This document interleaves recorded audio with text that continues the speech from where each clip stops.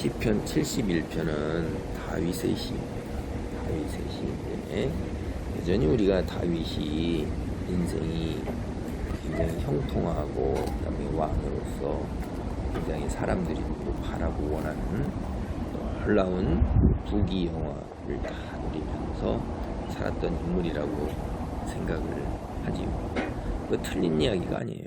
맞는 이야기죠. 다윗처럼 왕위에 오랫동안 머물러 있으면서 하나님이 동행하심으로 말미암아 전쟁에서 늘 승리하고 이스라엘에 놀라운 영광을 가져온 임금이 거의 없습니다. 그래서 오늘 이스라엘 민족의 기가 다윗의 별이라고 그래갖고 삼각형이 두 개가 이렇게 있잖아요. 그 다윗의 별 해갖고선 다윗의 이름을 가지고 한 나라의 국기를 삼을 정도니 얼마나 대단한 인물이고 모든 사람들이 그를 모델로 삼고 있겠어요. 그러한 다윗임에도 불구하고 우리가 지금까지 쭉 살펴본 것처럼 다윗이 굉장히 어렵고 곤고한 중에 있는 것들을 참 많이 봅니다. 인생이 그 피해갈 수가 없는 거예요. 다윗이 이 전체를 읽어보면 다윗이 압살롬의 반역으로 인해서 나이 먹어서 그 적은 무리를 데리고 황급하게 궁전을 빠져나와 도망가는 것을 우리가 연상할 수가 있어요. 그때 지었는지 안 지었는지는 모르지만 이 다윗이 하나님께 드리는 이 도와달라는 구원하여 달라는 그 간절한 그 찬송과 기도, 그 탄원시 내용을 보면 그런 것들이 연상이 되는 거예요. 거기를 연상을 하면 우리가 쉽게 이해할 수가 있어요. 이 다윗이 처한 환란이 지금 나이가 먹은 거예요. 9절 보면 늙을 때 나를 버리지 마시며 내 힘이 쇠약할 때 나를 떠나지 마소서. 그 다음에 우리가 18절 보면 하나님이여 내가 늙어 백발이 될 때도 나를 버리지 마시며 내가 주의 힘을 후대에 전하고 주의 능력을 장래의 모든 사람에게 전하기까지 나를 버리지 마소서. 나이 먹어서 이제 유다 광야로 도망가서 있는데 사람은 별로 없죠. 저쪽 압살롬의 군대는 크고 강하고 따르는 자들도 많죠. 그러니 자기가 이제 하나님께서 여태껏 크게 하셨는데 이제 마지막 이 노년이 별로 좋지 않게 된 상황인 것을 본 거예요. 그래서 19절부터 20절, 21절 보면 하나님이여 주의 의가 또한 지극히 높으시니이다. 하나님이여 주께서 큰 일을 행하셨사오니 누가 주와 같으리이까. 우리에게 여러 가지 심한 고난을 보이신 주께서 우리를 다시 살리시며 땅 깊은 곳에서 다시 이끌어 올리시리이다. 나를 더욱 창대하게 하시고 돌이키사 나를 위로하소서. 지금 이제 다윗도 고난이 참 여러 번 있고 그런 것들을 다윗이 고백을 하면서 이제 내가 처한 것에서 다시 살려달라는 거예요. 내가 처한 것이 이제 땅 깊은 곳 죽음으로 돌아가는 그런 곤고함에 다 둘러싸였는데 다시 거기서 이끌어 올리는 거예요. 수렁에서 함정에서 다시 이끌어 달려가는 거예요. 그리고 더욱 창대하게 하시고 돌이키사 이제 하나님 다시 제가 이 처한 것에서 나를 돌이키시고 위로하소서.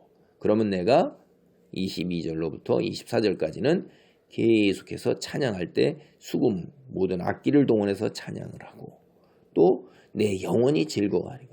주께서 속량하신 내 영혼, 그러니까 나의 죄악으로 인해서 내가 이런 문제를 당한다는 것을 다윗은 절실하게 느꼈던 거예요. 그래서 주께서 내 죄의 값을 치르시고 용서하신 내 영혼이 즐거워해서 혀도 종일토록 주의 의를 작은 소리로 비로 묵상 기도하면서 늘 하나님 감사합니다. 그래 나를 구원하여 주시옵소서. 나를 모해하던 자들이 수치와 무한을 당함이니이다. 그렇죠. 지금 나를 구원하셨기 때문에 71장 1편에 보면 여호와여 내가 주께 피하오니 내가 영원히 수치를 당하게 하지 마소서. 주의 의로 나를 건지시며 나를 풀어주시며 주의 길을 내게 기울이사 나를 구원하소서. 주는 내가 항상 피하여 숨을 파이가 되소서. 주께서 나의 구원하라며 하셨으니 이는 주께서 나의 반석이시여 요새이심이니이다. 늘 보면 다윗이 내가 수치를 당하지 않게 하시고 나를 모해하던 자들 나의 원수들이 수치와 무한을 당하게 하시고 주의 의로 나를 건지시고 나를 풀으시고 나를 구원하시고 나의 반석과 나의 요새가 되어 주시옵소서라는 이야기를 늘 하고 있어요. 그렇게 구원을 하니까 늘 그렇게 이야기를 하고 있는 걸 우리가 봅니다. 여기서도 역시 그러니까 다윗이 처한 곤고가 얼마나 그 심하고 이제 인생에 막 살아와서 노년에 이런 또 큰 어려움 속에서 하나님을 향해서 다시 기도를 드리는 거예요. 근데 이 다윗은 대단한 사람이에요. 그것이 5절 보면 주 여호와여 주는 나의 소망이시요 내가 어릴 때부터 신뢰한 이시라. 내가 모태에서부터 주를 의지하였으며 나의 어머니의 배에서부터 주께서 나를 택하셨사오니 나는 항상 주를 찬송하리이다. 모태신앙이라는 걸 알 수가 있어요.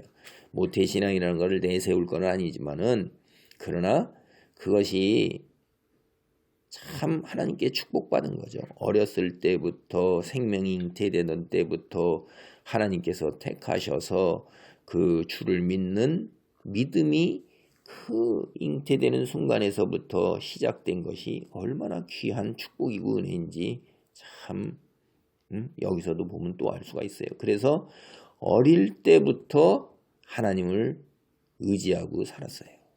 골리앗과 다윗이 싸움을 볼 때 다윗이 내가 목자로 어릴 때 광야에 나갔을 때도 곰의 손에서 사자의 손에서 나를 지키신 하나님이 나를 지키실 것이다 라고 그러는 거예요. 이게 어릴 때부터 하나님을 신뢰하고 믿고 의지한 체험이 있는 거예요. 그것을 떠나지 아니하는 이 다윗의 놀라운 믿음, 일관된 믿음이 참 대단한 거예요. 그래서 7절 나는 무리에게 이상한 징조같이 되었사오나 주는 나의 견고한 피난처 시오니. 그러니까 이 하나님을 믿고 의지하고 나아가는 사람과 세상의 사람과는 이게 너무나도 다른 거예요. 그 세상 사람들은 하나님을 믿고 의지하고 나아가는 사람을 이해 못하죠. 자기 자신이 하나님이기 때문에 자기 중심적으로 살아야 되는데 하나님을 믿는 사람은 니체 같은 사람은 노예 종교라고 했어요. 노예. 하나님의 말씀 순종하고 의지하고 따르니까 그게 뭐냐? 너는 네가 스스로 하나님이 되어서 살아야 되는데 니체는 그렇게 했어요. 인간은 대단한 존재. 인간 스스로가 임금이고 왕이고 전능자라고 그랬어요. 그래서 자기 스스로 결정하고 자기를 위해서 살아야 되는 건데 이 하나님을 믿는 사람들은 하나님의 피조물로서 살아가는 그런 자세를 보이는 것을 받아들이기가 어렵단 말이에요. 그러니까 세상 사람들에게는 그 하나님을 믿고 의지하고 순종하며 지금 이 순간에 세상에 있는 모든 것보다 영원한 세상을 향하여 나아가는 순례자와 같은 그 가치관과 태도를 가지고 있는 게 굉장히 못마땅한 거예요. 그리고 우리가 또 다른 히브리서 같은데 11장 보면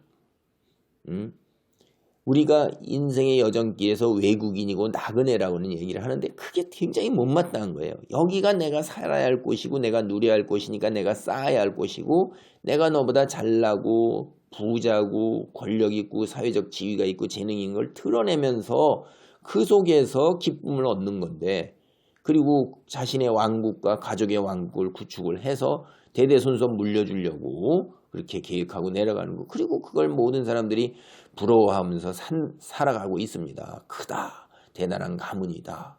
엄청난 집안이다. 라고 그렇게 하면서 살아가는데 이 그리스도인들은 하나님을 믿고 하나님을 의지하면서 그런 것을 누리는 것을 소중하게 생각하지만은 그것보다 더 중요한 것은 하나님 말씀에 순종하는 걸 따르니까 그 꼴을 못 보는 거예요. 그리고 그게 싫은 거예요. 그리고 저 사람들은 이상한 종류다라고 이야기를 하는 거죠. 그러나 정말로 하나님이 창조주이시고 세상의 주님이 되시며 우리의 생명도 이 땅에 우리를 보내시고 뜻한 바를 우리가 그대로 행하기를 바라시는 거예요. 하나님의 백성으로서 믿지 않는 자들에게 하나님의 살아계신 것을 드러내는 삶. 하나님을 믿고 사는 삶이 그게 우리 믿음의 증거예요. 그러면 사는 사람들도 믿음의 증거를 보면서 하나님 계신가? 하여간 나는 모르지만 저 친구들은 하나님을 믿고 사니까 참 나하고는 다르다라는 것을 통해서 하나님께 영광을 돌릴 수가 있는 겁니다. 다윗의 위대한 삶이 바로 그런 겁니다. 다윗의 위대한 삶, 늘 종일토록 주의 의를 읊조리고 기도하는 삶, 믿음의 삶. 우리 모두 그런 자리에 있기를 바랍니다. 아멘.